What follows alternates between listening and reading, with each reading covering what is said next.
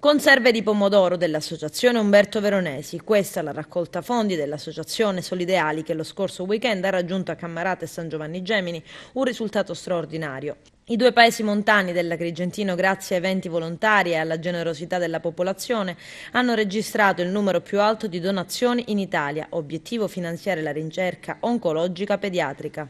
Oggi ci troviamo qui a Cammarata e a San Giovanni, questa rappresentanza dell'oncologia di Agrigento, per sostenere l'Associazione Solideali e la Fondazione Umberto Veronesi nella raccolta di fondi per l'oncologia pediatrica. Ringraziamo i volontari per questa lodevole iniziativa e speriamo che si possano raccogliere tanti fondi al fine di sostenerla.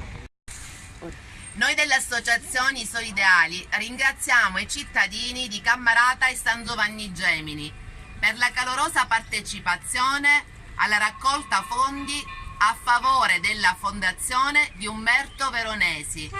Ringraziamo le amministrazioni di Cammarata e San Giovanni Gemini e le forze dell'ordine. Un ringraziamento a Don Luca della Chiesa Madre di San Giovanni Gemini.